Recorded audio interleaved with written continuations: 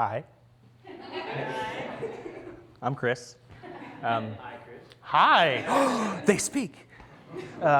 This is Hot Nostalgia, and y'all tonight, it's casual. You know, if you have phones, take them out, take pictures. Seriously, you know, lean forward, lean back, whatever. They're your chairs for the next 55 minutes. Honestly, seriously, this is y'all's night as much as it is ours. You may have noticed we are filming tonight. A big shout out to Big Slate Media. We are filming tonight's performance, so hopefully I don't mess up too badly. But there is one camera here in particular that's a little bit special, and that is this camera right here. Okay.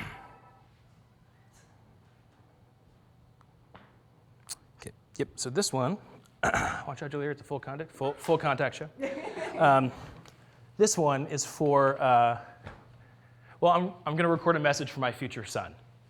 Oh, no one's pregnant. My in-laws are here tonight, so careful. Yeah, no one's pregnant. David Divian. No one's pregnant. I just figured, you know, why we have the equipment. It's a real two birds, one stone situation. So I will just record this message real quick, and then we'll get started with the proceedings.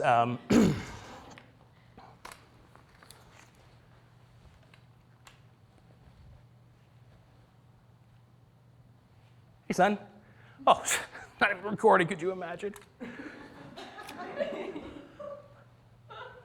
Hey, son, yeah, okay, I got it. Hi, it's me, Dad. In case you're watching this as a baby, goo goo gaga, gaga goo, goo goo goo gaga, gaga goo, gaga goo, The Sopranos, gaga goo, goo goo goo gaga gaga goo. And just in case you're watching this as an adult, hi, it's me, Dad. My real name is Chris, but for some reason, don't you ever call me that. We're doing a show right now. I wanted you to get a little bit of an insight into what it was like for your old man when he was in his mid-30s. So we're making a video while we're doing a show, and a show was this, well, it was this thing that we used to do in the before times, when we still had electricity. But yeah, we'd have a room full of strangers. Everyone say hi to my future son. Everyone there? Everyone there? Everyone there? Yeah. So yeah, these are yeah, all these people know that they are here. They are aware that they are here. And yeah. So yeah, electricity was this. It was like super important. I've never actually had to explain what electricity is. Okay, it was like again super important, and it powered everything. Imagine a bunch of little fires everywhere. Oh, not the limited Hulu series with Kerry Washington and Reese Witherspoon. I know that's a deep cut, but just in case there's any spoonheads out in the crowd. And for my father-in-law, that is not a derogatory term for the Kardashians. I'm talking about Reese Witherspoon. Son, Reese Witherspoon was this actress. She was super popular in our time. She was in this one movie, Legally Blonde. Legally Blonde, okay, there we go, yeah. I won't get into the details, but it's a real fish out of water story. And I'm not even sure if you guys still have water or fish in the future.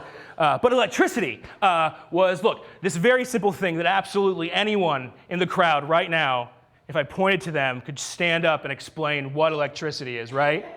Right? It's this very simple thing, because you obviously have also figured out this very simple thing, electricity. And I'm proud of you, son, and I love you, and I just, oh, hey, you should probably be getting inside soon. You don't want to be outside with the unfiltered ultraviolet radiation. You can say it with me, because the hole in the ozone layer expanded, and now we're all just raw dogging the sun.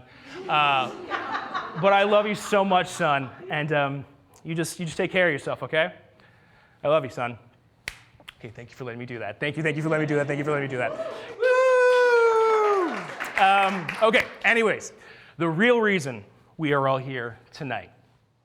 I am trying to solve for what it is that I really want out of this life with the time that I've got left. So, here goes.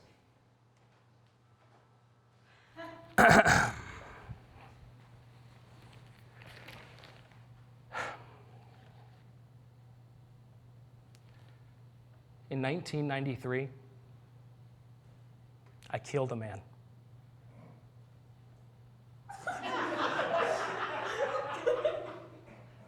Am I being serious? I'm sorry. Did I just get up on stage to admit to a crime and am now making all of you accessories after the fact? Y'all, I did not do a murder when I was 4 years old. But I did watch an 11-year-old make multiple attempts. When I saw Home Alone for the first time, and dude, that movie made a major impact on me. And not for the reasons you'd expect. You'd think that the takeaway would be about how to prevent a home invasion or a kidnapping, which makes a lot of sense. Because y'all, when I was 4 years old, I was so kidnappable.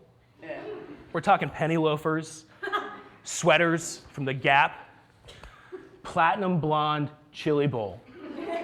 If I wore overalls, I might as well have been wearing a glorified kidnapper's handle. I am the target demographic for the intended message of Home Alone.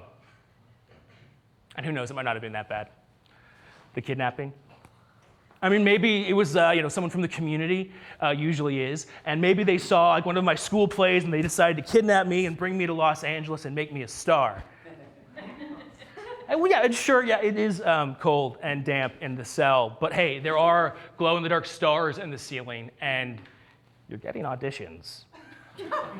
And at the end of the day, in Hollywood, it is about the grind. I mean, if you wait for ideal circumstances, you're never going to get started. So you get an audition for Barney, but the sheer sight of a 7-foot-tall dinosaur makes you pee your pants. So you don't get the part, but hey, that's just show business, baby. Better luck next time. So I'm watching Home Alone, and it's become clear that this home invasion plotline is nothing more than a red herring. This film is a Chekhovian drama about a black sheep in a family carving out his own space in a cruel and unfair world. It's the night before the McAllisters and their entire extended, heavily Midwest family are going to Paris for Christmas, so we're talking like 200 people under one roof. And they order a massive amount of pizza. Yeah, in the movie, it's $122.93, which, accounting for inflation, is over $260 worth of pizza in today's money. I know, that means that we can only order less than half as much of 1993 pizza as we once could. That is a national tragedy. That is what we should be worried about. But the pizza hits the kitchen, and it's a free-for-all. And here comes little, sweet, innocent Kevin McAllister. He has to elbow his way to get to his share of the haul, only to discover there are no cheese pizzas, which when you're a child is a violation of nature. So Kevin accosts the delivery driver in vain, only to return to the kitchen to witness his older brother, Buzz. Fucking Buzz. His parents named their own child Buzz. And Buzz is eating all of Kevin's goddamn pizza. So, in a fit of righteousness, little, sweet, innocent baby Kevin McAllister charges his brother, forcing him to asphyxiate, and still with Kevin's pizza in his swollen gullet. And when I tell you that I felt seen, that's the power of cinema. And from that day forward, I just remember that no, Kevin was the bad guy there. He gets sent to bed. On the way up, his mom, played by Catherine O'Hara, praise be, she says, I don't want to see you again for the rest of the whole night. Well, I don't want to see you again for the rest of my whole life. I hope you don't mean that. You'd feel pretty sad if you woke up tomorrow morning and you didn't have a family. No, I wouldn't. Then say it again. Maybe it'll happen. I hope I never see any of you jerks again. Do not know why he's Mickey Mouse. But honestly, all over pizza. And proportional response, because the pizza was a metaphor for something vital, because as soon as Kevin gets his wish and his family disappears, he promptly orders himself a lovely cheese pizza just for me. And yes, he does get it by threatening the delivery driver with gun violence, which raises a whole other list of questions about the role of guns in our media, but that's not the point. The point is, an entire pizza to yourself is what utter independence is. From that day forward, all I wanted was an entire pizza to myself. And I hounded my mom for weeks on end, annoying her to the point that her solution was to ground me for 2 weeks by having nothing but pizza for 2 weeks for dinner. The fool. And for 2 weeks, we did. And for 2 weeks, I saw the face of God.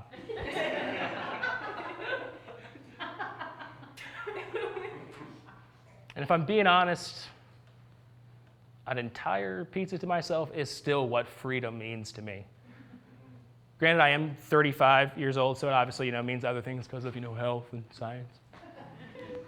But, independence is about doing it for yourself first. I mean, sometimes you got to do it for yourself first, set a boundary, and then sometimes you meet someone that you want to share a slice with, or two. And that's what happiness is. Pizza, man. Pizza is something. Oh, I should write that down. That was good. That was good.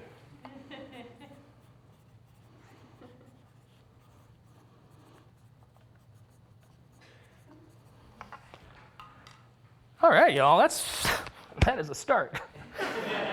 Pizza is something. Oh, son, pizza was this, it was like this, like open-faced sandwich, or like a salad with a bread plate. Look, son, I'm gonna be honest, if you don't have pizza in the future, I would just go down to the town square and just flood the whole city all over again because, a life without pizza is not even worth living. Am I right, Jaleria? Right up there. There it is. There it is. That was a vocal endorsement. Oh, my son is not doing well. But pizza, man, pizza is something, man. It's so good that if you listen closely, it'll tell you the truth.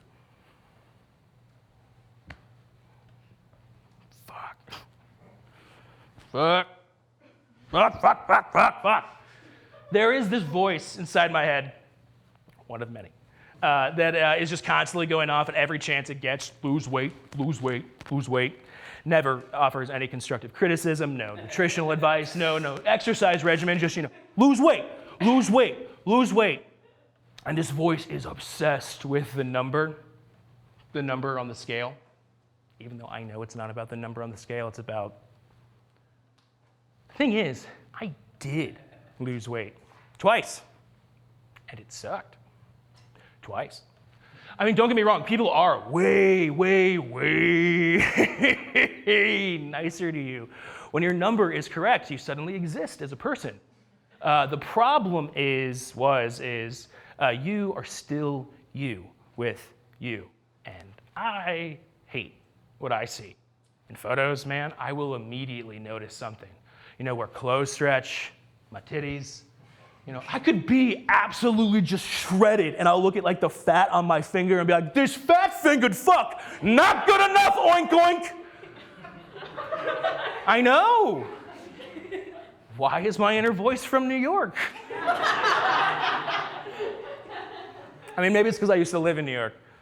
I don't know if I mentioned that. Have I not? No, we've been talking for almost 10 minutes, and I haven't mentioned that I once lived in New York.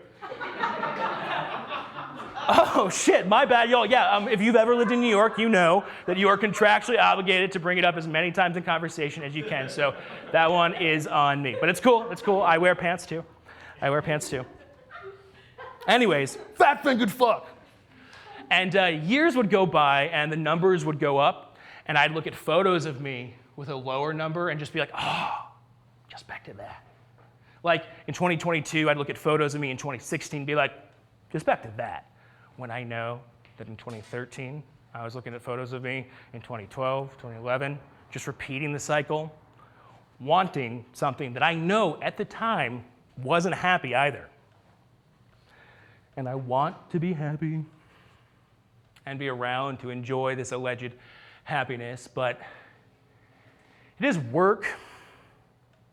Loving yourself, loving this. Dude, imagine loving other people, and I fucking hate other people.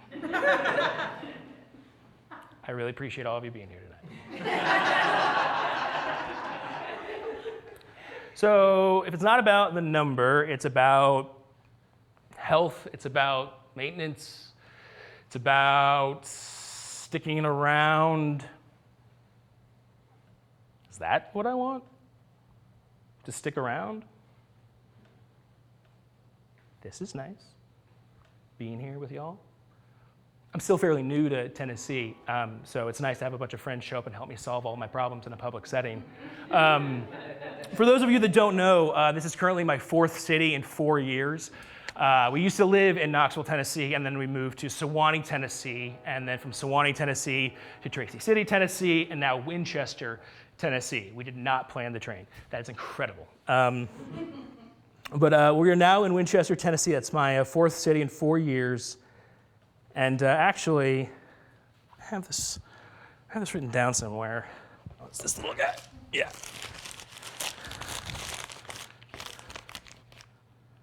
Yeah, it's my 21st move in the last 17 years. So from my hometown of Dallas to Los Angeles, the basement, and then from Los Angeles back to Dallas, all around Dallas, then from Dallas to New York City.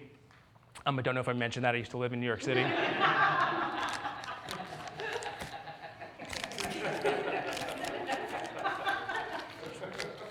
Brooklyn.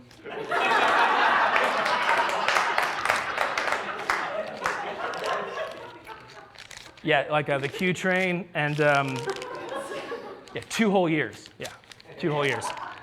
So anyways, from New York City to Iowa City, Iowa, and then from Iowa City to Knoxville to Tracy, and now Winchester, Tennessee. All told, that's 21 moves since 2007, which means I've moved at least once every single year since Switzerland accidentally invaded Liechtenstein.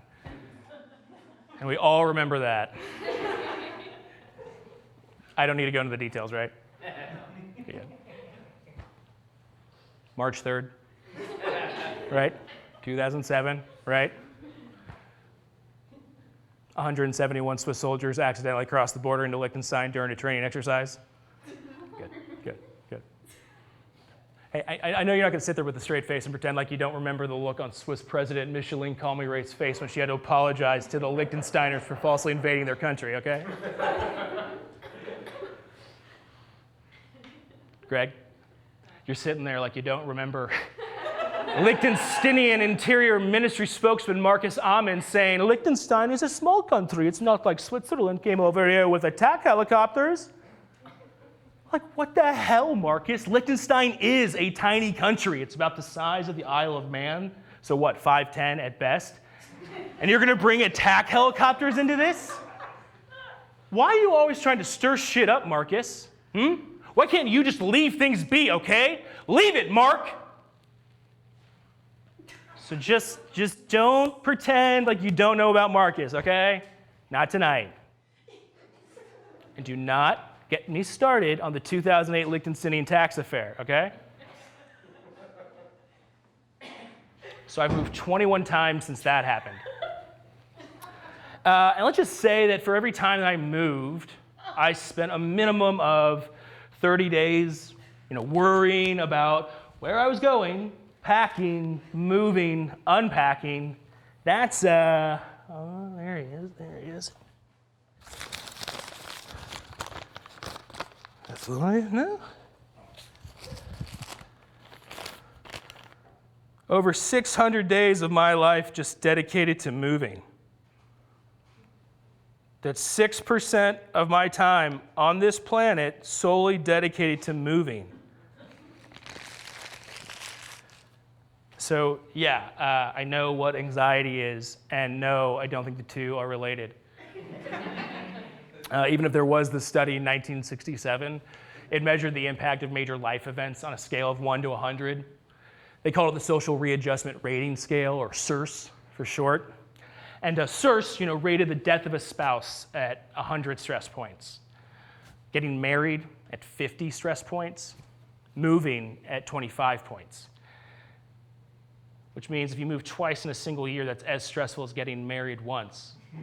Well, what if you were to get married twice and move once? That's a good question. And a total annual score of 100 to 299 points meant moderate stress, but a total annual score of 300 points or more in a single year meant high stress, which meant you had an 80% chance of experiencing a stress-related disorder, like heart attack or broken bones.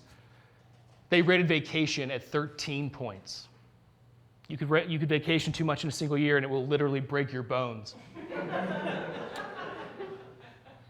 So this past move was my 21st move, which brings my average move per year to, or MPY, to 1.3, which means I've not stopped moving for a decade and a half.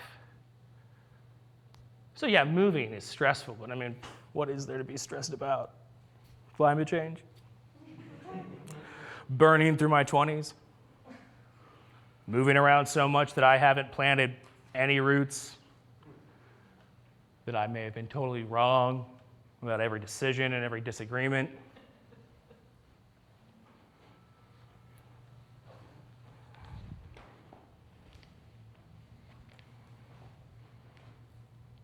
What if I was wrong? What if some wrong decision I made put me on the wrong timeline and somewhere out there some smarter, even sexier version of me is making all the right decisions all the right time and I might be wrong? What if I made the wrong move coming to Tennessee? What if I made the wrong move being a theater major and I should have been a neurosurgeon or lawyer or professional athlete, something I would have naturally excelled at?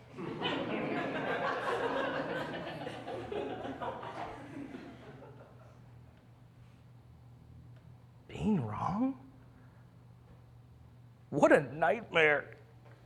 And I should know, I have no shortage of nightmare fuel.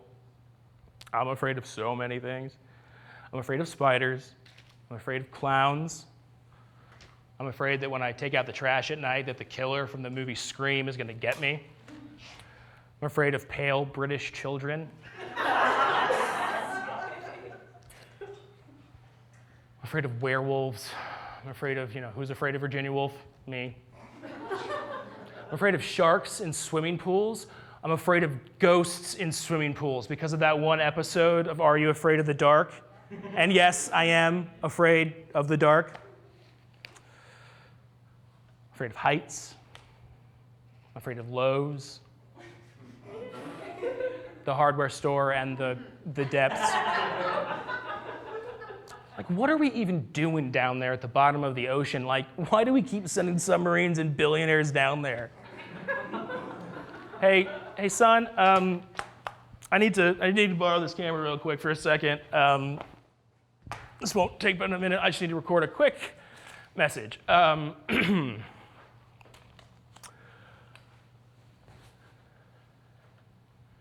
Dear James Cameron, Academy Award-winning filmmaker of Avatars 1 and 2, Terminators 1 and 2, Titanic 1, you of all people should know the way of water. We do not belong down there.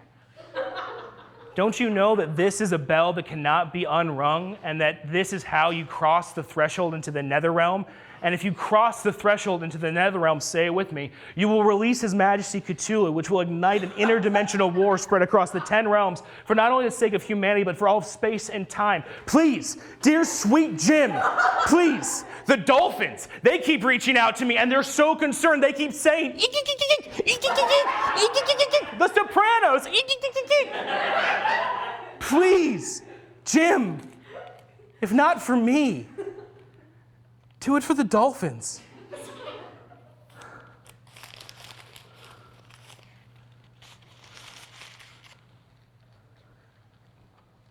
I'm afraid of all of these things.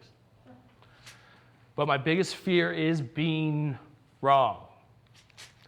I mean, how wrong for how long can you be until you just start wasting time? I mean, if you're wrong, you look stupid. And looking stupid, now that is actually the height of fear. So if my biggest fear is being wrong, which is actually looking stupid through the transitive property of the cosine, my biggest fear should actually be looking stupid. But look at my fucking face. Would you believe that I once went to a party in 2019, a Halloween party, and I was the only one dressed as a cat? We're talking a 30-year-old man in the middle of Iowa with little whiskers drawn on, little ears, little bow tie, and fingerless gloves. And because I'm a theater major, I can't just go to a party. No, I have to put myself out there and really make a first impression. So instead of, arriving to the party going ding dong, hello, I went ding dong,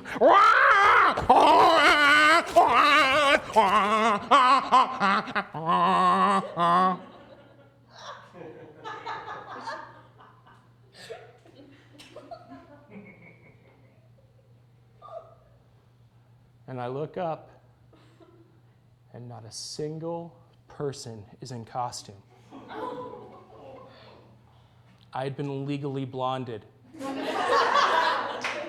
My spoonheads know what I'm talking about.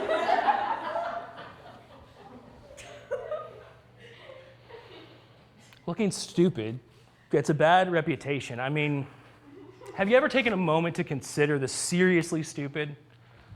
Stupid literally means showing a great lack of common sense or intelligence. I mean, who am I to muddy up nature's process by increasing my common sense or intelligence with things like, was this the right decision? What should I be doing with my life? Is the IRS serious about returning the money? I mean, stupid got me to where I am.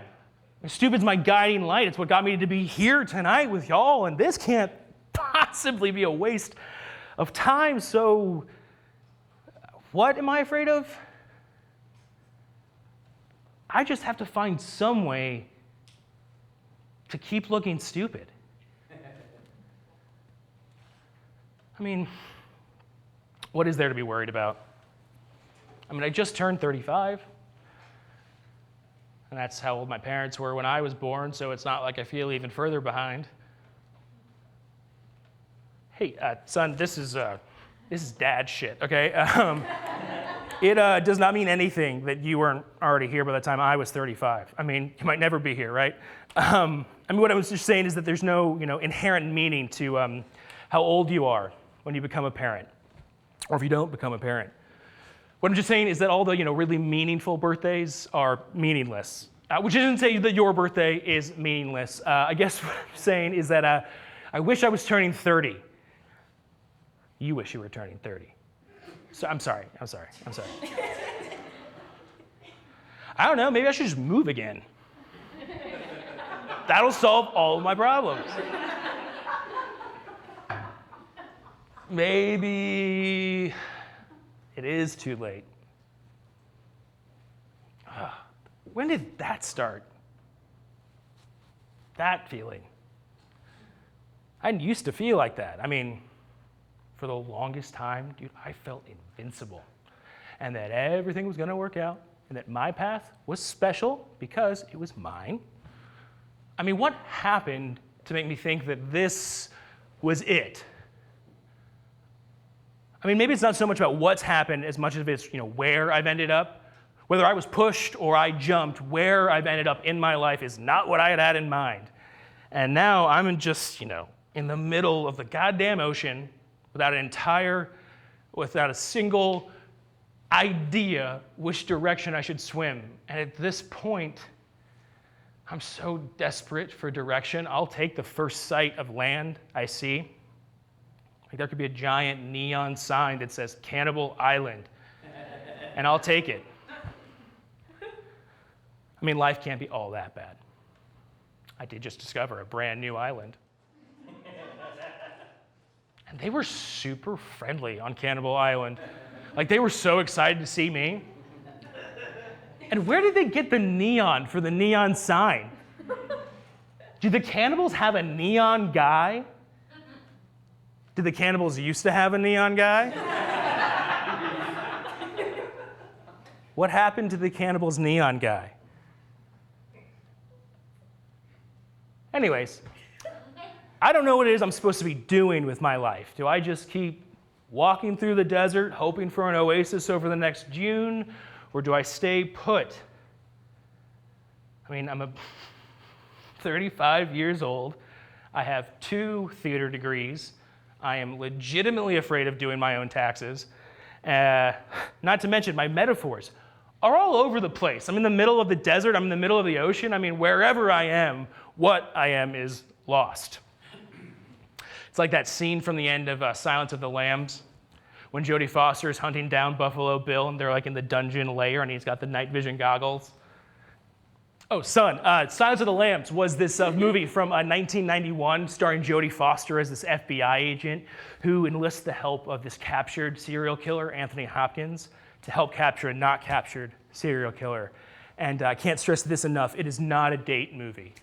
But at the end of Silence of the Lambs, Jodie Foster has tracked down Buffalo Bill to his lair, and she's just chasing in the dark, and he kills the lights, and he's just watching FBI Jodie while she's going.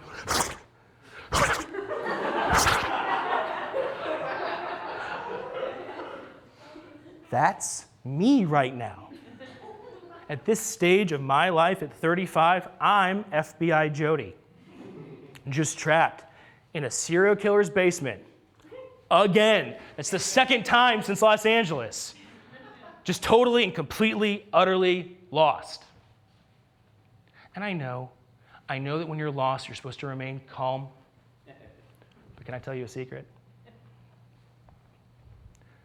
I'm fucking panicking.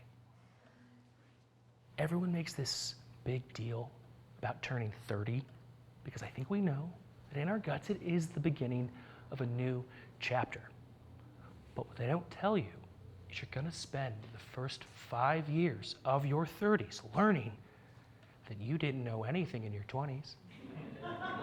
But by the time that you've learned that, you've just spent 5 years learning that you don't know anything.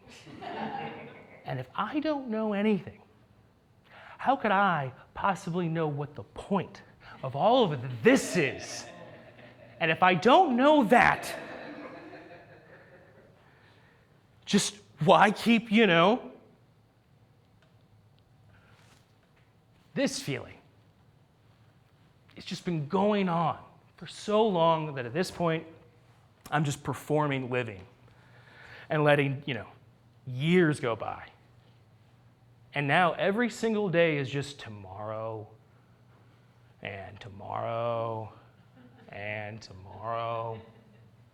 Creeps at this petty pace from day to the last syllable of recorded time. And all our yesterdays have lighted fools their way to dusty death. Out, brief candle. Life's but a walking shadow, a poor player who struts and frets his hour upon the stage and then is heard from no more. It is a tale told by an idiot, full of sound and fury, signifying nothing.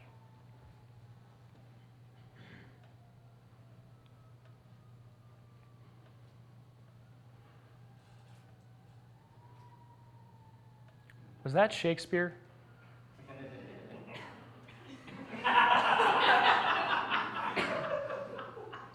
Did I just use Shakespeare to help make sense of my own despair? And by naming that feeling, somehow make it more manageable? Did I just use both of my theater degrees in a practical scenario to help me solve a problem?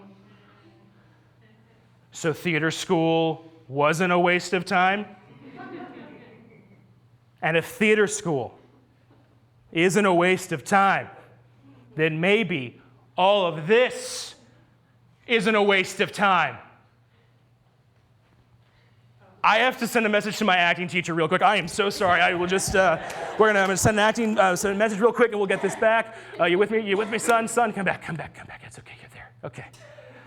We're just gonna fly. I can't see you, but you can see me. Hey, Jim. Hi, it's me, Chris from undergrad. Look, Jim. Not James Cameron.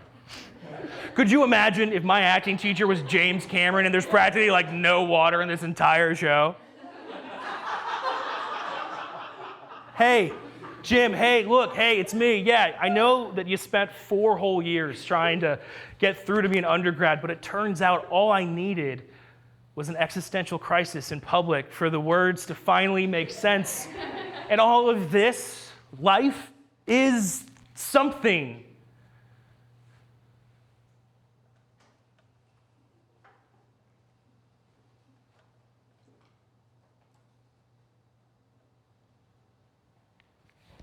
And if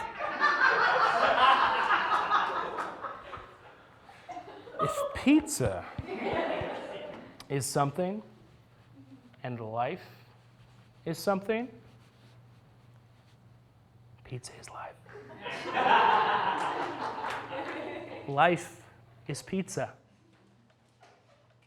And that means I still don't know what I want. Fuck, maybe. Okay. I mean, maybe I'm not supposed to know. Maybe I'm not supposed to have the answer to any question, big or small. Don't come to me if you want the answers. Like, where did the cannibals even get the infrastructure to pour the concrete to run power to the neon sign? Power from where? Do the cannibals have generators? Do they run power cables under the ocean? I mean, why build it if not to attract tourists? Do the cannibals have a marketing team? Here on Cannibal Island, we have but two things. No food and Steve. Steve's our neon guy. What's that? Here on Cannibal Island, we have but two things. Food and are now accepting applications for our new neon guy position. So if ye be interested, please submit your CV. That's C, like the ocean. You're welcome. And the business contact information for at least 3 references. I mean, the cannibals know what they want so clearly. They have an entire marketing strategy. Meanwhile, I keep luring loose strangers into darkened rooms. Oh, son, that is just a figure of speech. Daddy daddy would not lure people into a darkened room. We're doing theater right now, and theater was one of the most lucrative things you could do in 2024. Ugh. Everybody wanted to make theater. Everybody wanted to go to theater. And as far as what Daddy wants, I can tell the room really does not want me to call myself Daddy again. I mean, the audience knows what they want. The cannibals know what they want. But what do I want? Okay. I want happiness. I want independence. I want to find one place to live so I can just live. Is that it? I just don't want to die yet, which is deeply ironic because when I do die, I know what I want. I know that I don't want to be buried. I don't want to be cremated. My fear is that somehow you're still cosmically conscious of what's going on. So, you're either in a box underground or, on fire. So that is why I would like to be catapulted into space. I made a blueprint.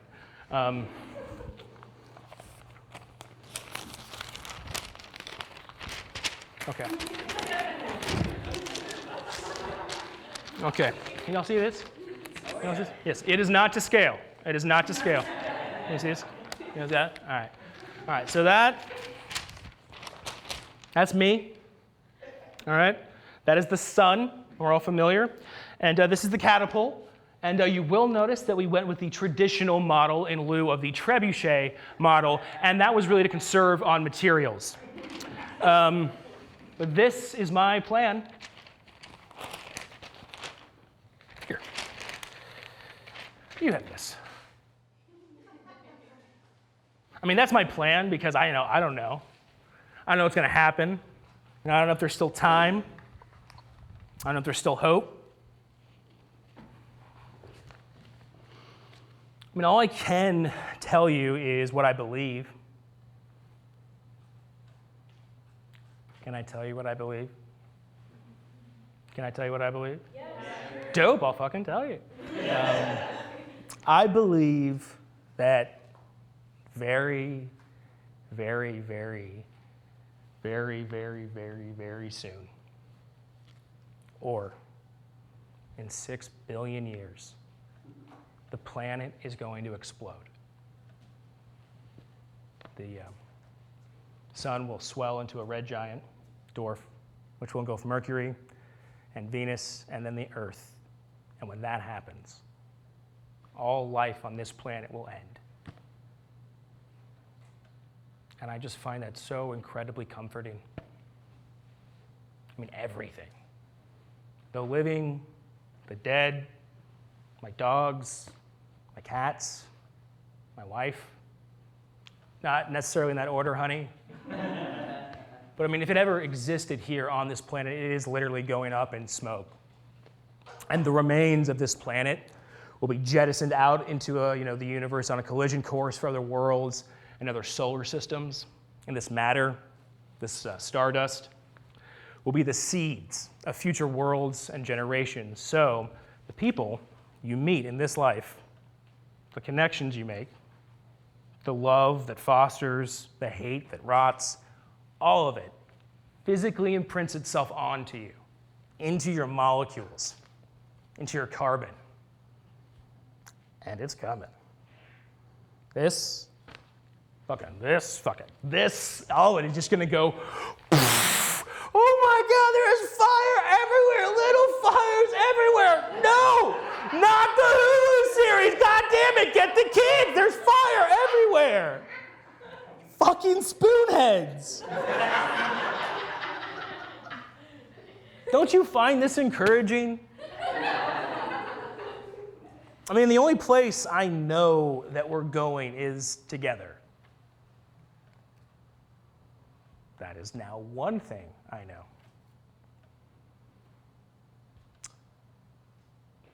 Oh shit. I'm so sorry. Can I have that back real quick? I'm so sorry. I will return it. Can I just? Thank you.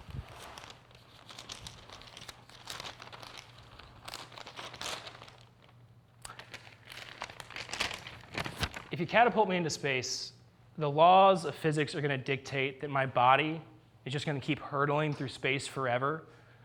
So when the planet does explode, I won't be here, so y'all would never catch up. So I'd be ahead, but alone. And I don't want that. But I don't want to be buried. I don't want to be cremated.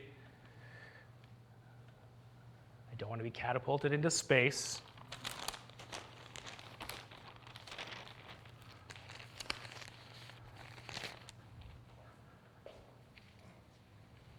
Y'all just take my body and put it through a meat grinder and make me into pepperoni. Make me into pizza. Look, you might have a dead body on your hands. You can take it to Cannibal Island for all I care. Honestly, they would be thrilled. They have not stopped calling me about Steve's job. But this is what I want.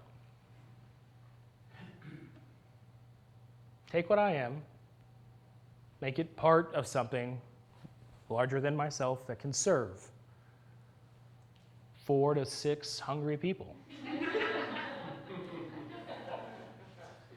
But if I could do that, be that of service, I'd have a purpose, I'd have a destination, dare I say a direction. Be cool, be easy, be calm. I want to be pizza, man.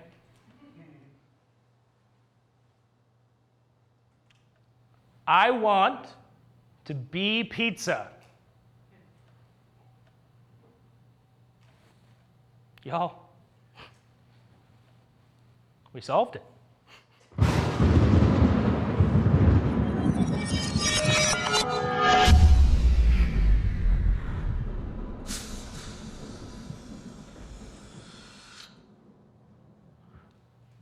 Well, that was fucking weird. What was that? It was me.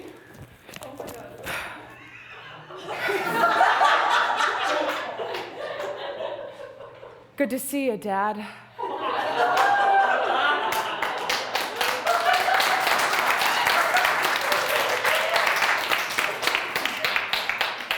Son, but how could you at the Dad, same time? we don't have time to discuss the intricacies and complexities of time travel. It's me, from the future. Your son. What are you doing here from the future? Dad, you know you can't ask questions about the future. Because of the rules of time travel. Okay, how can I even be sure that you're really my son? What's something that only my son would know about me? You used to live in New York.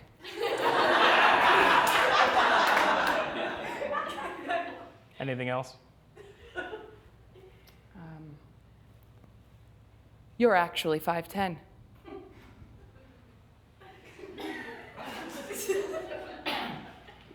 But I am, though.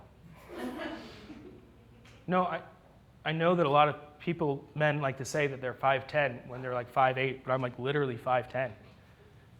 And I know that bringing it up now makes it seem like I'm not 5'10", but I'm literally 5 feet 10 inches.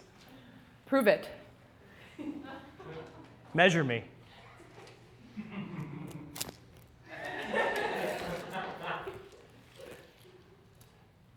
Son of a bitch. He's the real deal, folks. Thank you.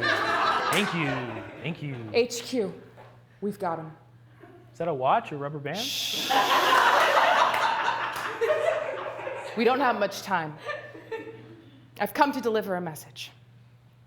Dad, your tapes, all of your predictions about the future, the ice winters, the 7 springs of flaming flowers, the electric tornadoes, everything you said was going to happen, all of it came true.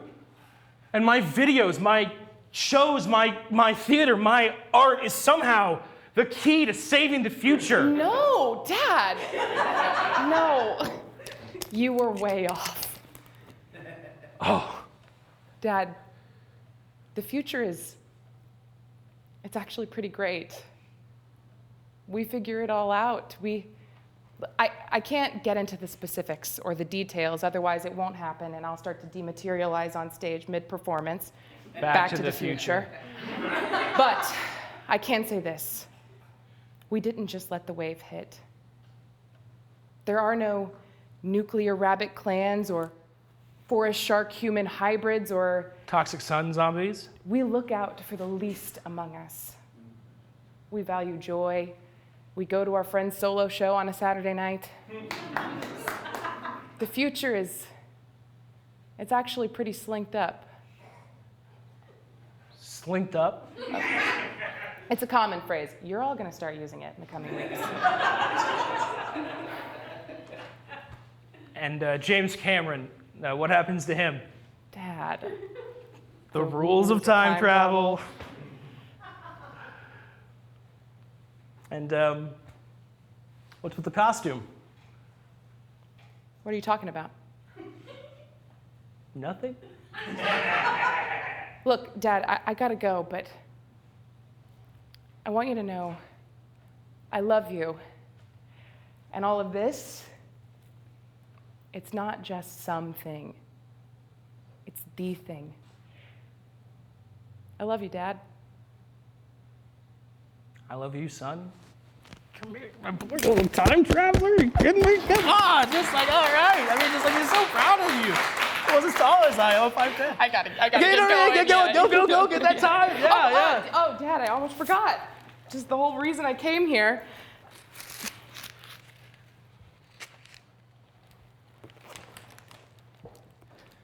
But son, won't this just contribute to global warming? Not if you recycle!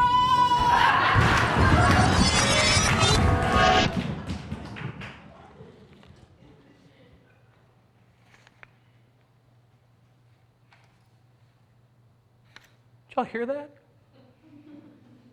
Time travel is real. Climate change is real.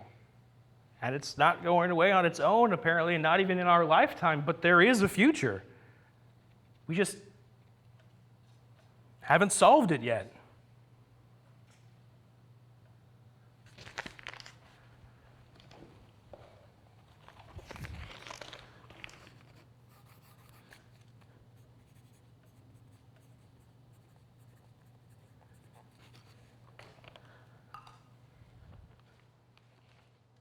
Pizza is the beginning.